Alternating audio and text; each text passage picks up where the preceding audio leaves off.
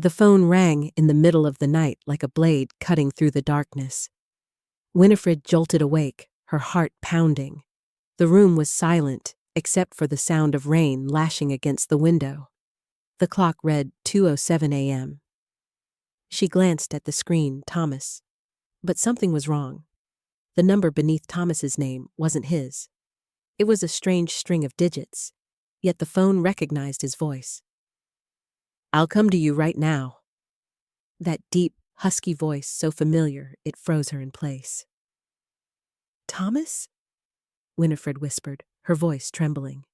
No reply, only faint breathing and the slam of a car door. Then the call ended. She sat still for a long while. The rain kept falling harder, hammering against the glass as if to remind her this wasn't a dream. She tried calling back, no answer. The screen showed the subscriber's name, Julia Carter. Her heart clenched. Julia was her best friend, the one who had helped her through postpartum depression. Why would Thomas be using Julia's phone? In the middle of the night? A creeping unease spread through her chest. She looked over at the empty side of the bed. Thomas had been on a business trip for 2 days, said he'd be back by the weekend. But now... A soft ping broke the silence. A message from Julia. "Don't tell anyone he called, please." Winifred's fingers trembled as she typed into the chat box. She was about to ask, "Julia, what's going on?" but stopped. Inside her, a dreadful instinct stirred, the kind that whispered tonight was the beginning of something she could never undo. Outside, thunder cracked across the gray sky. She rose, stepped to the window, and looked down at the rain-soaked street. A black car glided past, leaving behind a streak of eerie yellow light. And in that moment, she realized everything she'd ever believed about the man she loved might have been nothing more than a flawless mask hiding a darkness about to be revealed. Morning sunlight filtered through the white curtains, spilling across the polished floor as if the storm from last night had never happened. Winifred stood by the kitchen counter, stirring her coffee, eyes fixed on the phone lying on the table. The screen was blank, no messages, no missed calls. The text, "Don't tell anyone he called," had vanished, as though it had never existed. She took a sip. The bitterness filled her mouth, but did nothing to clear her mind. At the dining table, little Lila, her 8-year-old daughter, was busy drawing a family portrait, 3 figures holding hands. "You're drawing Daddy coming home?" Winifred asked, forcing a smile. "Yes, he's coming home tonight, right, Mom?" Winifred froze. Tonight? Thomas had said he wouldn't be back until the weekend. I guess so," she replied softly, though a chill crept up her spine.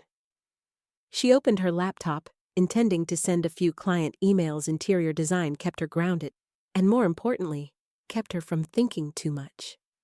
But as soon as she logged in, a new email popped up. Booking confirmation, the Hillcrest Hotel. She frowned. The receipt had been sent to the joint email she shared with Thomas. It showed a reservation for 2 guests, booked by Julia Carter. Check-in, yesterday. Check-out, today. Location, the same city where Thomas had claimed to be attending a conference. Winifred's hand tightened around the mouse. A drop of coffee slid down her finger and splattered on the table, leaving a dark stain like a small trace of blood. She tried calling Thomas. "The number you have dialed is unavailable." Then Julia, only the automated voicemail, responded. From behind her, Lila's voice rang out, bright and innocent. "Mommy, last night I heard you talking to Daddy on the phone. What did he say?" Winifred froze and turned. "You heard that?" "Yes. I woke up because of the thunder. Daddy said, 'I'll come to you right now.'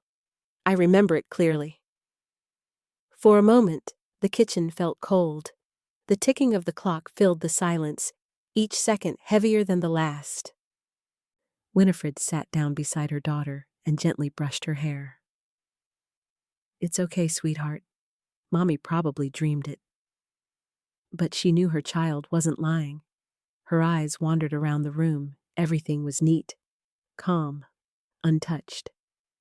Yet something beneath that calm was cracking, slow but certain. The wedding photo on the wall suddenly looked strange. Thomas's smile seemed too perfect, his gaze not on her, but somewhere beyond. Winifred turned off her phone and drew a deep breath. She told herself not to overthink, it could still be a misunderstanding. But in her mind, that voice from the night before echoed again, haunting every beat of her heart. "I'll come to you right now." That afternoon, the wind carried a chill despite the golden sunlight. Winifred came home from work, her handbag heavy not just with project files, but with the weight of exhaustion that clung to every step. She opened the door. The creak of the hinges sent a shiver through her. The house was eerily quiet, no children's music, no familiar smell of dinner. On the table sat her half-finished morning coffee, now stone cold. She set her bag down and reached for her phone charger, then froze. Thomas's coat hung by the entryway. He'd said he took it with him, but here it was. She touched the fabric, and a folded restaurant receipt slipped from the pocket. Restaurant name, the Hillcrest Lounge. Date, yesterday. Table, 7. And beside it, a note. Dinner for 2. Winifred sank into a chair, her palms icy. The town where that restaurant was located was barely a 20-minute drive from where Thomas was supposedly on business. She grabbed her phone and dialed Julia again voicemail.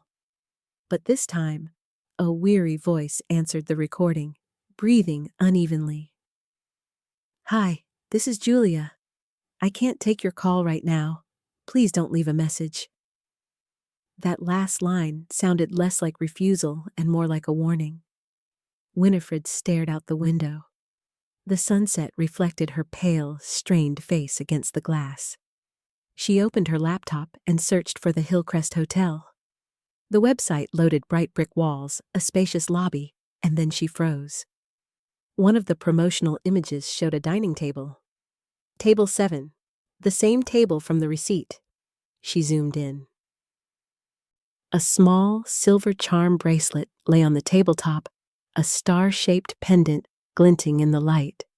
She recognized it instantly. It was the birthday gift she had given Julia last year. Her heartbeat quickened. The disconnected pieces suddenly fit together, forming a picture that made her chest tighten.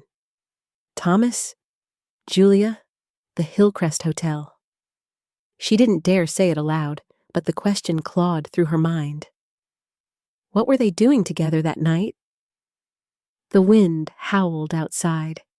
She sat still, listening to the low whistle sneaking through the cracks of the door. In the faint glow of her laptop screen, her reflection looked warped, a blend of fear and fury. Then her phone vibrated, an unknown number. "Hello?" she rasped. A woman's voice answered, distant, weak. "Thomas isn't here anymore. Please stop calling." Then silence. Winifred froze. That voice, it wasn't Julia's, it was someone else. Raspy, trembling, desperate. The phone slipped from her hand and hit the floor. The house fell still again.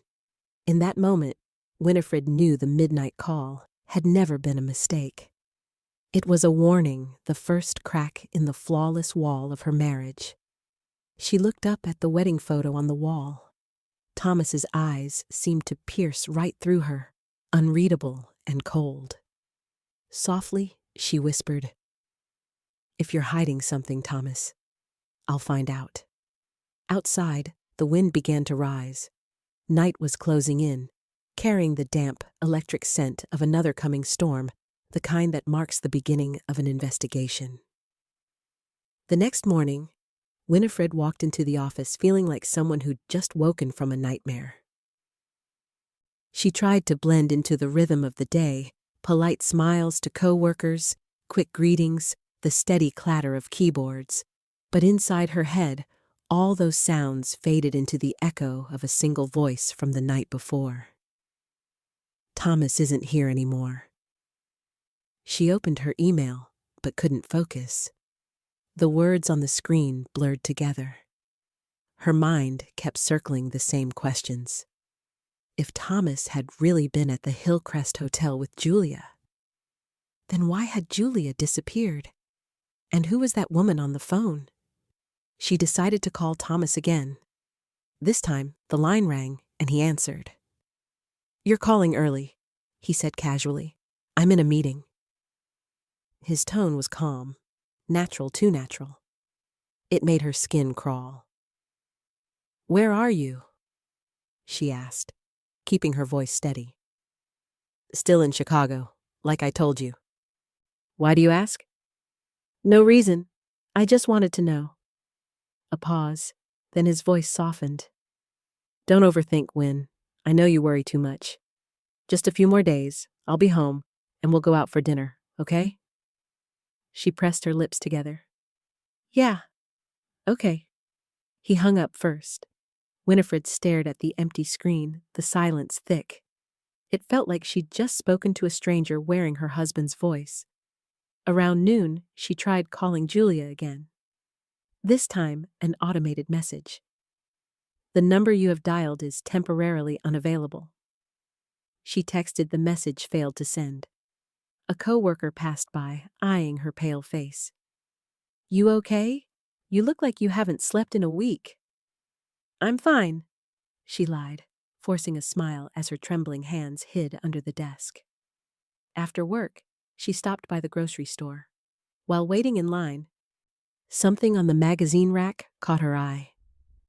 "Local woman missing, Julia Carter, 33. Julia's smiling face stared back at her bright eyes, radiant expression now framed by the cold headline of disappearance. Winifred's chest tightened.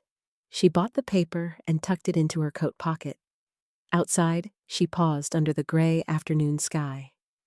A gust of wind rustled the newspaper, as if Julia herself were whispering through the pages. Back home, Winifred opened the closet and pulled out Thomas's coat again, still carrying his familiar cologne. But this time, she searched deeper. Inside the inner pocket, her fingers brushed against a folded piece of paper. Another hotel receipt. Date, 3 weeks ago. Name, Thomas W. Room, 502. Co-signed by Julia Carter. The paper slipped from her hand, her fingers turning cold. This wasn't coincidence. This wasn't misunderstanding. Every gap in Thomas's story, every vague detail, every delayed call was beginning to form a single, distorted picture. And at its center stood the person she had trusted most. Tuesday afternoon, Winifred drove to the apartment complex where Julia lived. Her unit was on the 3rd floor, the hallway long, cold, and humming under the flicker of fluorescent lights. Winifred stopped in front of door 3B, her heart pounding. The door was locked, but on the handle lingered a faint trace of lavender perfume, Julia's scent. The smell pulled her back to quiet evenings when they used to cook together, laugh over burnt pasta, talk about everything and nothing. She knocked once, no answer, twice, then a 3rd time. A raspy voice came from behind. "Looking for someone?" It was Mrs. Powell, Gibson, the elderly neighbor from across the hall, holding a gray cat in her arms. "I'm Julia's friend," Winifred said softly. "She hasn't answered her phone. I'm a little worried." Mrs. Gibson glanced around, as if afraid of being overheard. "Julia, huh? She's been gone for a few days. A man came to get her that night. They were arguing loud enough to hear through the walls." "Arguing?" Winifred frowned. "Oh yes, I heard her crying. Then they left together. The next morning, the building manager said she'd moved out, but she didn't take a thing. Clothes, furniture, everything's still there." Winifred's stomach tightened. Did you see the man's face? The old woman shook her head. Just remember his car black sedan. License plate started with 76. Winifred froze.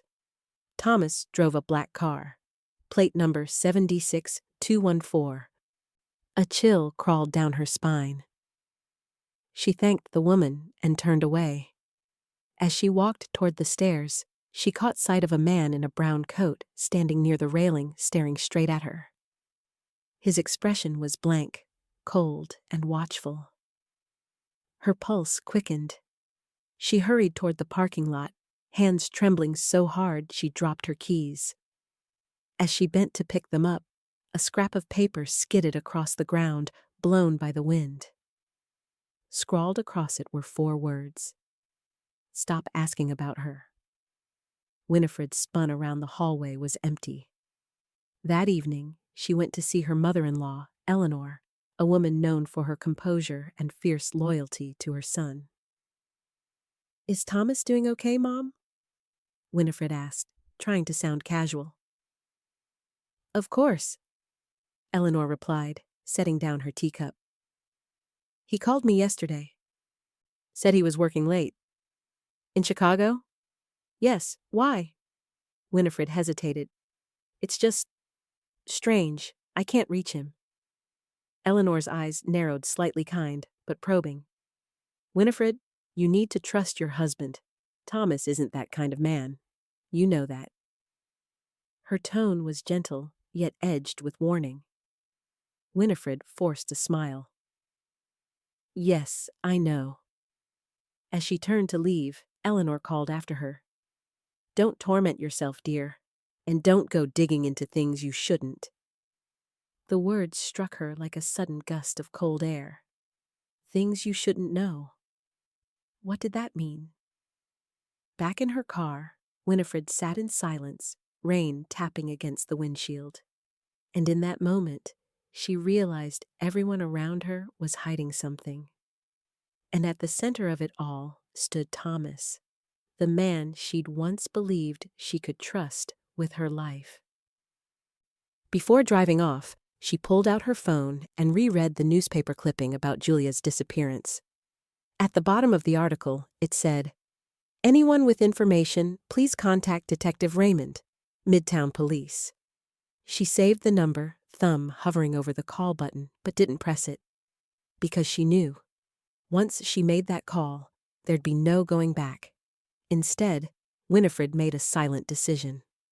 Tomorrow, she would go to the Hillcrest Hotel. Only by standing there herself could she uncover the truth. Doi jai la bandich sang tieng an, chuan mi, kua joan van ban vua gui. The Hillcrest Hotel sat on the outskirts, nearly a 2-hour drive from Winifred's home. The road in was lined with tall poplars, their leaves falling in the breeze. The neon sign flickered weakly, its light dim like the last breath of something dying. She stopped the car, took a deep breath, and walked into the lobby. The air was cool, carrying scents of wood and strong liquor. She looked around. A few guests scattered about, heads bent over their phones. Behind the reception desk stood a blonde woman with her hair tied high, wearing a professional smile. "Hello? How may I help you?" she asked. Winifred swallowed. I'm looking for a guest who stayed here, Julia Carter. She checked in a few days ago." The receptionist scanned the computer and nodded. "Yes, Ms. Carter booked room 502. Check in on the 9th, check out on the 10th. Is there a problem?" Winifred's hands trembled slightly. "I just wanted to make sure she's okay. I haven't been able to reach her." The receptionist hesitated for a moment, then lowered her voice. "Oh, I remember that room. Ms. Carter came with a man. They had a very loud argument the first night I had to call security because of the noise and things breaking." "Did you see the man clearly?" Winifred asked. "Not really. I only saw that he was tall, wearing a white shirt, and drove a black car." Winifred felt her heart stop. She forced herself to stay calm. Did he leave with her? No. He left first, around 2 a.m. When we cleaned the room the next morning, we found a few small drops of blood on the floor. But we assumed someone had been slightly injured. The receptionist lowered her voice, embarrassed. Ms. Carter never came back for her things. Her passport, coat, even her wallet were left behind. The news hit Winifred like a blow. Did the hotel keep them? The police collected them, the receptionist said. Winifred thanked her and stepped out onto the porch, taking a long breath to steady herself. The sky had darkened, and a light drizzle began. As she returned to her car, a man in a housekeeping uniform approached, his eyes carrying a strange gleam. You looking for Ms. Carter? He asked in a low voice. Winifred nodded. Do you know something about her? The man glanced around, then pulled a small object from his pocket and placed it in her hand. This was left in room 502. I was going to turn it in, but it felt odd. She opened her palm. It was a silver teardrop earring. She recognized it at once. It matched the one Julia had worn on Winifred's birthday. What froze her, though, was a long, black hair twisted around the earring hook. Julia's hair was blonde. Are you sure this was from room 502? She asked. Absolutely. I cleaned it the morning they left. Ms. Carter and that man, they shouted. Then it went silent. I heard the car leave near 2 a.m. He stared at her, then added quietly, You know, Ms. Carter isn't the first woman to go missing after staying in that room. Those words hit like an electric shock. Winifred thanked him and hurried to her car. The rain worsened. She sat inside, holding the earring, her heart racing. The silver charm necklace Julia had worn, the hotel receipt, the earring, they all connected. Now, there was no longer any doubt. Thomas had been here. Julia had disappeared. And somewhere inside room 502, the smell of blood and lies lingered. Winifred started the engine, her knuckles white on the wheel. Determination carved into her face. If you hurt her, Thomas, I will uncover everything. Thunder rolled across the sky. Behind the hotel's glass, she glimpsed a man standing on the second floor watching her tall in a white shirt. Doi jai la bandich sang tieng ana chuan mi. Qua joan van ban voagui. The rain was still falling when Winifred got home. She hardly noticed the passage of time. The sky was a leaden gray, a curtain pulled over everything. She hung her raincoat up and flopped down into a chair, Julia's silver earring still resting in the palm of her hand. The house was silent. Only the wall clock ticked on, steady, relentless sounding, like the heartbeat of something about to stop. She unlocked her phone. Just then, the screen lit up. Thomas was calling. She hesitated for a few seconds, then answered. What are you doing? He asked, his voice warm and intimate in a way that sent a chill through her. Nothing, she replied, trying to keep calm. You're still in Chicago? Yeah, pretty busy today. Why? You sound strange. No, I was just missing you. A pause stretched between them. Then Thomas chuckled softly. Don't make me worry, Win. I'll be home soon. Go to bed early, okay? Before she could say more, he hung up. What froze Winifred, though, wasn't his voice. It was the faint sound behind him. Rain hitting a window pane. According to the forecast, it was sunny in Chicago. Here, it was raining. She sprang up, heart pounding. Impossible. He was nearby. She rushed into Thomas's study. He always kept the drawer locked, but she knew where he hid the spare key. She'd seen him tuck it into their wedding photo frame. She lifted the frame and opened the drawer. Inside was a small, ornate wooden box with the lid engraved, "For better, for worse." She opened it. Inside lay a USB drive. a slip of paper with a string of odd numbers, and a photograph of Julia smiling, seated at a cafe with a cappuccino in her hands. The photo had been neatly printed and trimmed. Winifred felt as if her chest had been crushed. She turned the photo over. Scrawled on the back in black ink were the words, "You said it would stay between us." Thomas's voice rang in her head, "Don't dig into things you shouldn't know." But now every warning felt meaningless. She plugged the USB into her laptop. A single folder appeared. JC. Inside was only one audio file. She hit play. Julia's voice trembled in the recording, frightened. "Thomas, please, don't do this." "You promised!" Then the sound of things crashing, objects falling, a rapid, panicked breath. Finally, Thomas's voice. "You made me do it!" The file ended. The room fell into a deadly silence. Winifred couldn't breathe.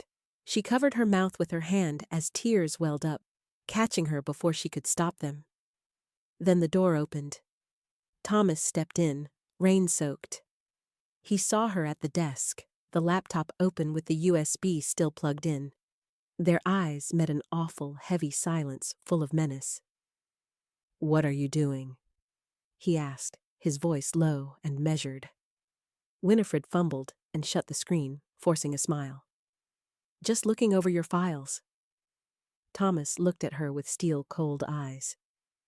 "Don't torture yourself, Win. There are things you shouldn't know." He came closer and reached out to smooth a strand of hair from her face. His smile strained. "I'm exhausted. I'm going to take a shower." He left her sitting there, frozen. The smell of rain still clung to his coat in the air. While water ran in the bathroom, she steadied herself, slid the USB into her pocket, and hid it. She knew she was on dangerous ground. But deep inside, a new resolve hardened. If he was lying, she would expose it no matter what it took. Outside, the rain fell, each heavy drop striking the window like a countdown toward the truth. "Duoi jai laban dich sang tieng an, chuan mi, qua joan van ban vua gui." That night, Winifred didn't sleep. The rain had stopped, but the house still felt damp and heavy. She sat in the living room, back against the chair, eyes fixed on the little wooden box engraved, "For better, for worse." The one thing Thomas always kept hidden. Moonlight slipped through the window and cast weak streaks of light across the box lid. Carefully, she turned the box over. Something felt off. The bottom panel was thicker than usual. She slid a utility knife into the seam.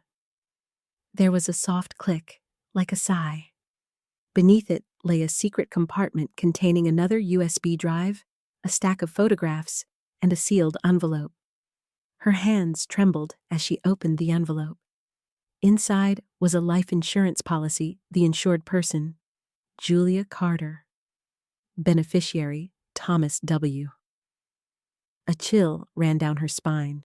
She flipped to the signature page and saw the name Julia Carter, the handwriting shaky and uneven, as if someone had forced her to sign. She picked up the first photo in the stack, Julia sitting in a cafe, smiling.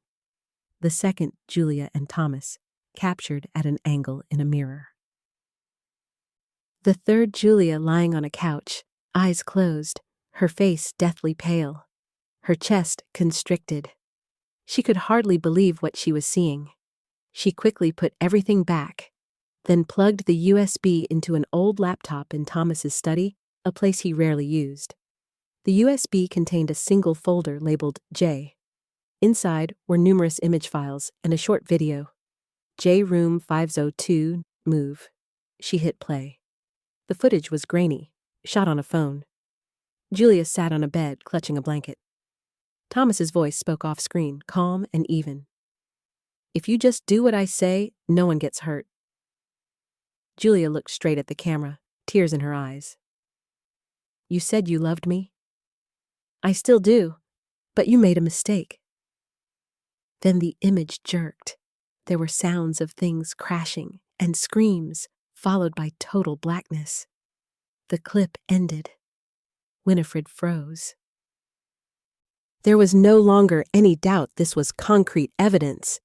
Thomas had been with Julia and had threatened her. A faint noise came from the hallway, the floorboards creaked. She shut the laptop, heart pounding, holding her breath. The door opened a crack, and light spilled in. Thomas stood there, eyes half closed, voice thick with sleep. "You're still up?"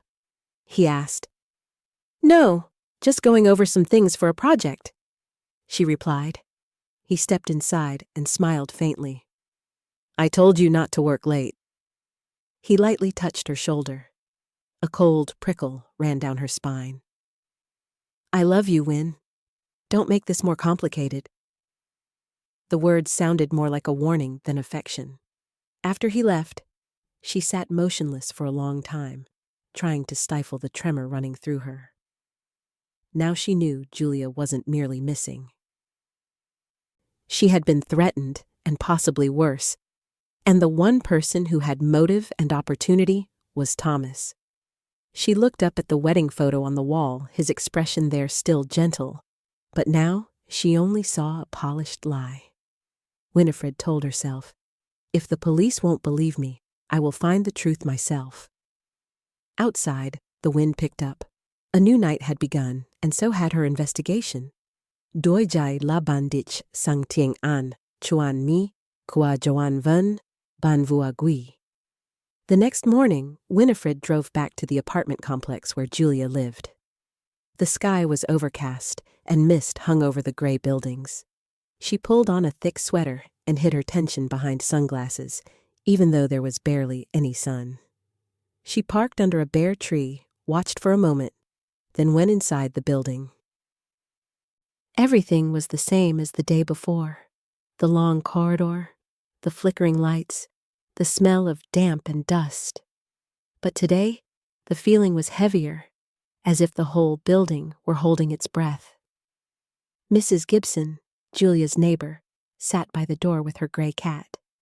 When she saw Winifred, she squinted and rasped, "You're back?" "Hi, I just wanted to ask a few more questions. I'm Julia's close friend," Winifred said.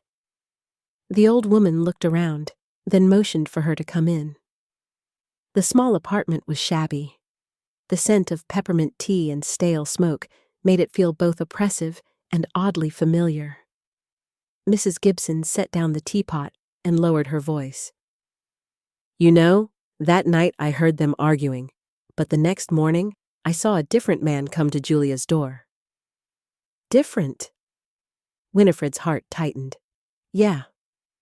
Not the same guy from the night before. This one was thinner, dark hair, wearing a long coat. He stood there knocking and knocking, but Julia didn't open. Then he slid an envelope under the door and left." "Did you see the envelope?" Winifred asked. "I did. I was curious, so I went out to look. But when I came back, it was gone." The old woman paused, eyes worried. "I think someone came back and took it." Winifred fought back a shiver. "Do you remember the car plate or any other detail?" She shook her head and stroked her cat. "All I remember is he wore a silver ring with engraving inside. When the light hit it, I could just make out the letters TW." Winifred went numb. Thomas Williams. The shock made the air seem thick.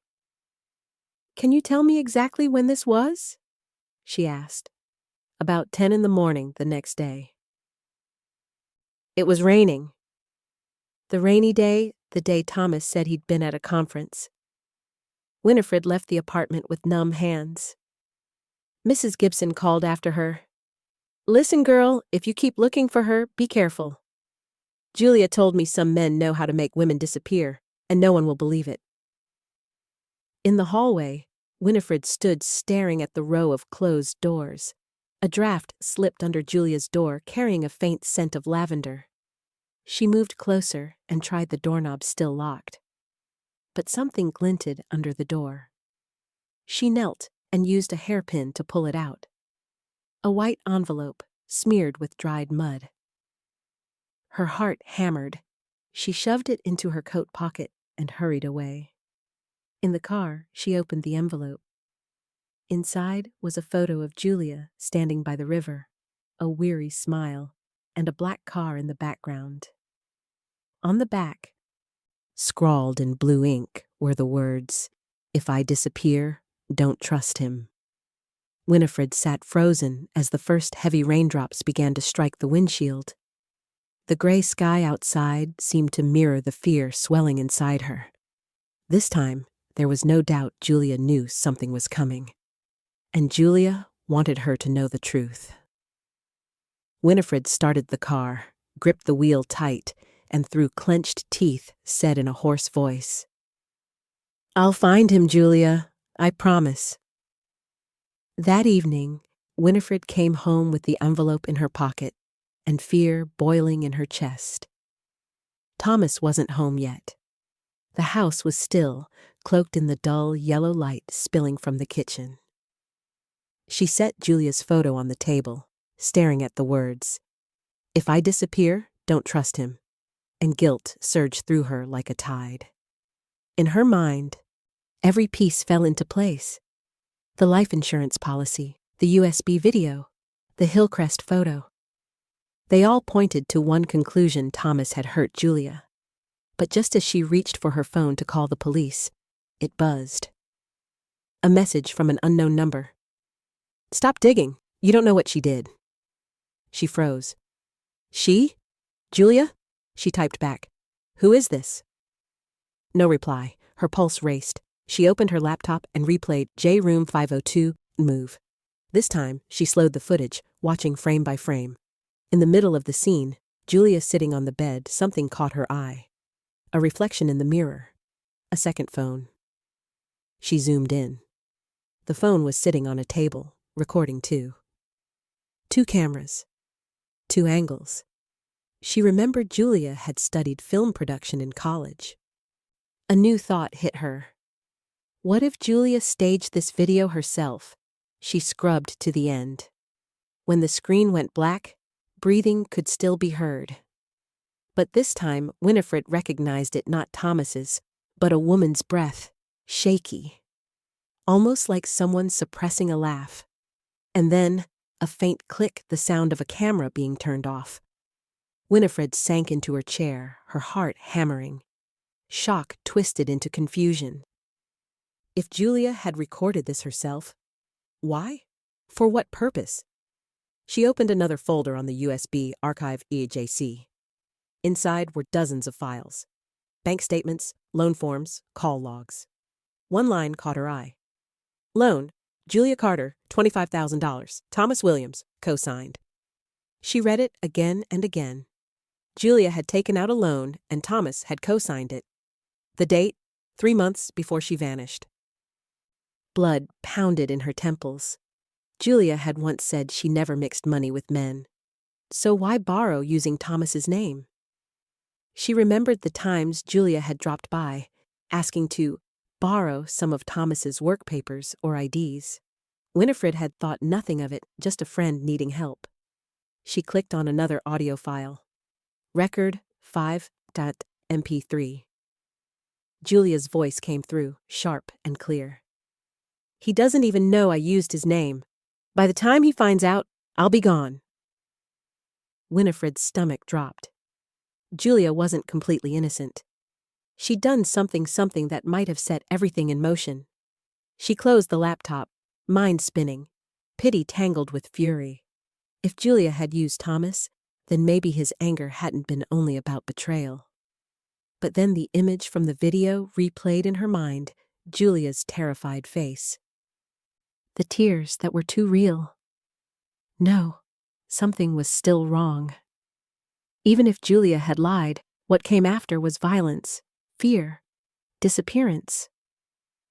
She looked up at the wedding photo on the wall. Thomas's voice echoed in her memory. "Don't make things complicated, Win." She whispered back, almost to herself. "It's too late for that." All that night, Winifred couldn't sleep.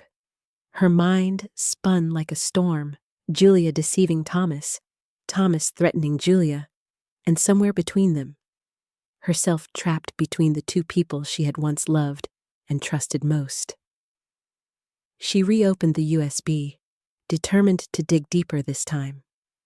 In the J folder, aside from the images and videos she'd already watched, she noticed something strange. The drive's capacity showed missing space, as if something was hidden. Following an online guide, she used a recovery tool to unearth hidden files. After a few minutes, a new folder appeared. AM, a name she didn't recognize. Inside was only one file, REC Night 2 MP4. She pressed play. The screen was black. Breathing sounds quick, panicked. Then, dim light revealed Julia's face, pale, terrified. "He's watching me," she whispered, her voice shaking. "Not just him. There's someone else." Julia turned toward the mirror as if checking for someone behind her. "If you're seeing this, Win," she choked, tears running down her face. "Don't believe what he says about me. Please, it's not what you think." The camera jolted violently. A crash, scuffling, someone trying to grab the phone, and finally, a scream before everything went black. Winifred sat frozen. Julia had left a message for her, called her name, begged her to believe her. There was no doubt now.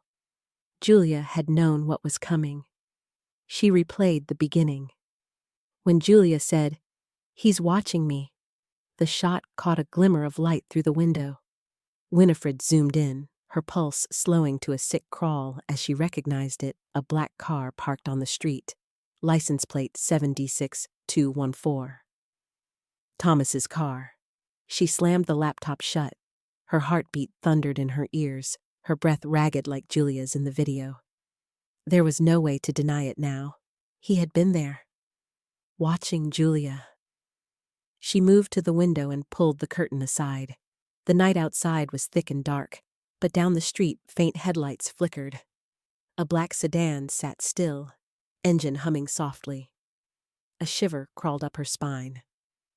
The phone rang an unknown number. Her hand shook as she answered. "Win!" Thomas's voice. "Where are you?" she asked, struggling to sound calm. "Not far," he said, a soft laugh beneath his words. "I can see your light's still on. You shouldn't stay up so late." She stumbled backward, body stiff. You're outside?" "I just wanted to make sure you're okay." Her throat tightened. "Thomas, do you know where Julia is?" A pause, then his tone dropped, slow and deliberate. "Julia? You still don't get it, do you, Win? She's just a problem I'm taking care of." The line went dead. Winifred stood there, paralyzed, staring out the window. The black car began to roll forward, its tail lights sweeping across her face, staining the wall behind her red like blood. She bolted to the cabinet, grabbed the USB, stuffed it into her bag, then ran to her daughter's room. Leila stirred in her sleep, mumbling, "Mommy, I dreamed Daddy was standing outside the door." Winifred held her close, her heart breaking. Now she understood Julia hadn't been the only one being watched. It was her turn. The next morning, Winifred couldn't take it anymore. After that night, fear had hardened into fury. She decided to confront him. Thomas came home at 8, wearing a crisp white shirt, smiling faintly as if nothing had ever happened. "You're home early," she said coldly. "Project's done," he replied, hanging up his jacket and glancing around. "Quiet house, huh?" She clenched her fists. "Quiet, because someone's missing." He turned, his gaze sharp as a blade. "What do you mean?" "Julia, Thomas, she's gone. And I know you had something to do with it." He laughed softly, a sound that sent a chill through her. "Win, what are you talking about? Julia, your friend?" "Stop pretending." She slammed the USB onto the table. I've seen everything. The video, the photos, the insurance papers. Do you want me to send them to the police? Thomas froze for a moment, then slowly stepped closer. The smile faded. You really believe all that, don't you? They're not just things, Thomas. They're the truth. He bowed his head slightly, a quiet laugh slipping through his lips. The truth, or what you want to be true. He sat down, voice calm but icy. Julia. She conned me, forged my signature, stole money, and made fake videos to ruin me. You don't see it? She was clever but unstable. I tried to help her, but she wanted to drag me down too.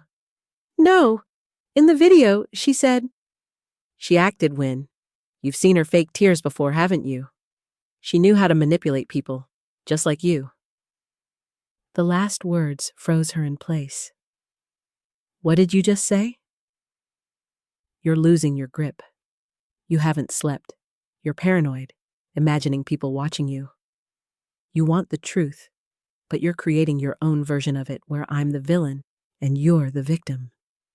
He stepped closer, put a hand on her shoulder, voice softening. I love you, Win. Don't let this go too far. We have a daughter, a life.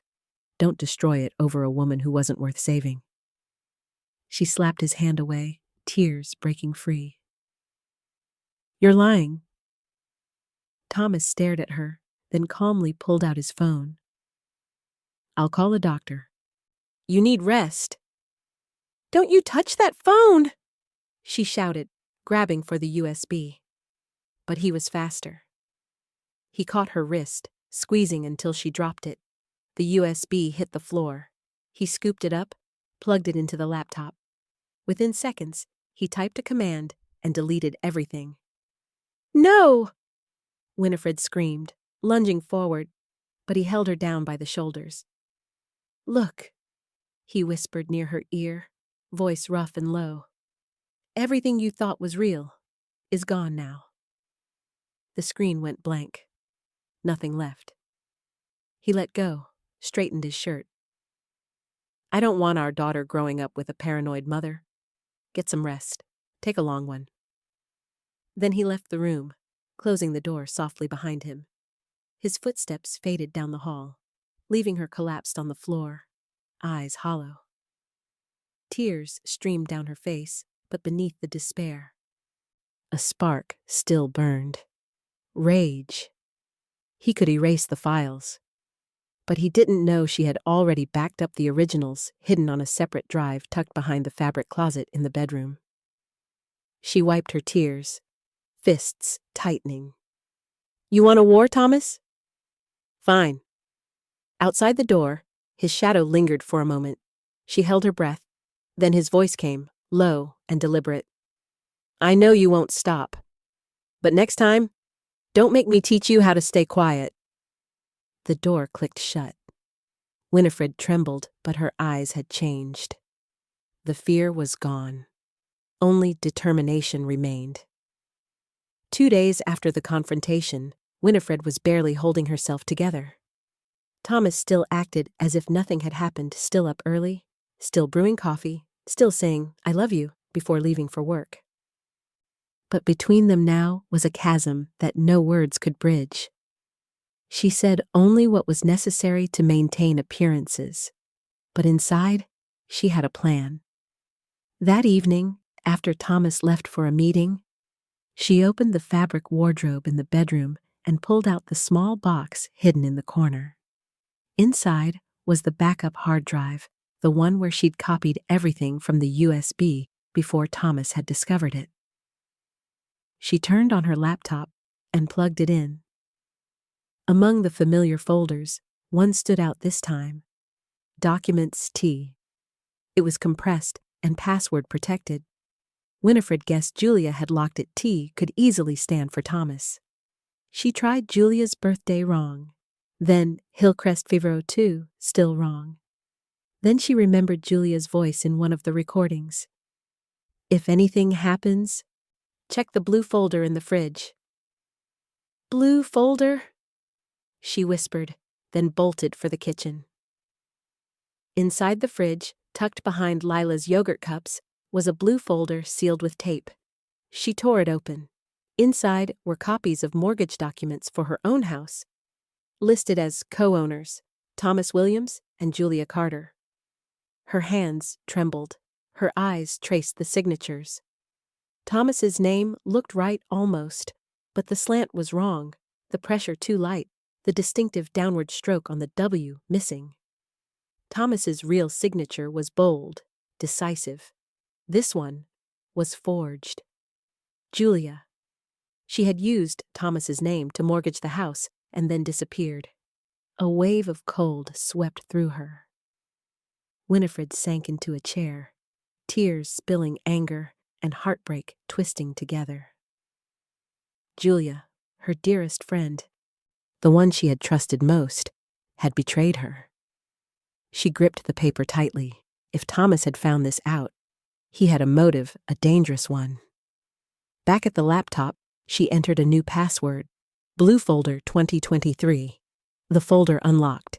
Inside were dozens of scanned documents, bank transfers, email exchanges between Julia and someone named Mr. R, and one short audio file. Julia. I did what you said. He doesn't suspect a thing. Male voice. Good. All we have to do now is wait. Once he signs the transfer, the house will be ours. Julia. What if he finds out? Male voice, chuckling. Then just make him disappear, like the others. Winifred felt the floor tilt beneath her. It wasn't just Thomas and Julia. There was a third person, someone pulling the strings. Mr. R. She replayed the ending, listening carefully, and froze. In the background of the recording was a sound she recognized instantly, the doorbell of her own house. Ding-dong, same tone, same pitch, same doorbell. She dropped the headphones, stumbling back. Julia had been here, recorded this inside her home. A shadow flickered past the window. Winifred spun around, heart hammering, but saw no one. Only a muddy handprint smeared across the glass. Her pulse roared in her ears. Julia, Thomas, Mr. R. 3 names, 3 secrets, twisting together in a maze that was closing in on her. She looked around the house, and for the first time, it no longer felt safe. On the table, the wedding photo quivered in the draft. Then fell, the glass shattering in two. Across the broken frame, Thomas's smiling face split clean down the middle. Winifred whispered, voice trembling, "None of you are innocent anymore." She grabbed her phone and dialed Detective Raymond, the investigator on Julia's missing person case. "Detective, I have new evidence," she said, voice shaking. "Is this Mrs. Winifred Williams?" "Yes. We were just about to contact you. There's something you should know. Julia Carter may still be alive." Her world froze. What do you mean?" Raymond's voice was steady. "We just received a text message from Julia's number, sent at 3 a.m. this morning." Winifred collapsed into the chair, the phone trembling in her hand. Julia was alive. And if that was true, then who had left the muddy handprint outside her window? 3 days after the call with Detective Raymond, Winifred sat in the living room, hands clenched around a cup of cold tea. Outside, 2 officers were speaking with Thomas on the porch. Their voices were low and steady, yet every word cut through the air and into her skin like a blade. "You're saying you haven't seen Julia Carter since before the 9th? "That's right. She was just my wife's friend." "Do you know why she texted your wife the night before she went missing?" "What text?" "The one that said, 'Don't tell anyone he called, please.'" A silence followed. Then Thomas gave a calm, almost amused smile. "Maybe Julia was confused. She wasn't very stable." The smoothness of his tone made Winifred want to smash something. Detective Raymond turned toward her, his sharp eyes narrowing. Mrs. Winifred, are you sure you didn't mix up any messages? Have you deleted or altered anything on your phone? No, she blurted out, trembling with anger. I have a backup. Can we see it? She stood and handed him her phone. But when she opened the thread, the message, "Don't tell anyone he called," was gone. Vanished. Winifred froze. Thomas stepped forward, resting a hand on her shoulder, voice gentle, too gentle. You see? I told you, honey. You're just exhausted. You probably remembered it wrong. You! She hissed, fists tightening, but Raymond lifted a hand to stop her. All right, he said, jotting something down. We'll check Julia's message logs. If that text existed, we'll find it. When the officers left, Thomas shut the door behind them. He stood in silence for a few seconds, then said softly, You just made them doubt you, Win. She spun around. You deleted that message. He didn't flinch, just smiled faintly. I did it to protect you. Because if they think you're investigating something that isn't real, they'll start to wonder if you're unstable. His voice was honeyed, but underneath it was iron. Don't make yourself another Julia, Win. You have a daughter. The name Julia in his mouth sounded like a curse. What do you mean by that? I mean, she was paranoid too, just like you're becoming. Winifred's hand flew before she could think. Slap. The sound cracked through the room, then silence. Thomas didn't retaliate. He only looked at her for a long moment, then smiled faintly. I'll pretend this didn't happen. He walked to the door, pausing with his hand on the knob. But if you contact the police again, he said quietly, next time, I won't stay silent. The door closed. Winifred collapsed into the chair. Tears spilling freely, but they weren't helpless tears anymore. The fear was gone, replaced by something colder. Clear, deliberate hatred. She unlocked her phone and reopened the message thread with Detective Raymond. A new text had just arrived. Mrs. Winifred, we've received the recovered data from Julia's phone. You need to see this. Attached was an image, a screenshot of a call log at 2:07 a.m. At the top, incoming call from Thomas W. And at the bottom, faint but visible. Forwarded by Julia Carter. Julia had sent the proof to the police before she vanished. Winifred's phone slipped from her hands. Her lips trembled. She tried to tell me, before it was too late. When she lifted her head, her eyes were no longer soft with grief, they burned cold with purpose. Now, she wasn't just fighting for Julia. She was fighting for herself. 2 days after the police left, Winifred received a message from Eleanor, Thomas's mother. Family meeting this afternoon. I think you should come. Everyone deserves to understand what's going on. Polite words, but Winifred knew what it really was, a family tribunal, and she was the defendant. That afternoon, Eleanor's house glowed bright with light. In the living room, everyone was already seated. Eleanor, Thomas's older brother, 2 of his cousins, and Thomas himself, immaculate as ever in his pressed white shirt. When Winifred stepped in, every pair of eyes turned toward her, cold, judging, dissecting. Eleanor spoke first, her tone calm and merciless. Winifred, my dear, I want to hear it from you. Are you accusing my son of harming another woman? I'm not accusing, Winifred said, forcing her voice to stay steady. I'm telling the truth. Julia Carter is missing, and Thomas knows more than he's admitting.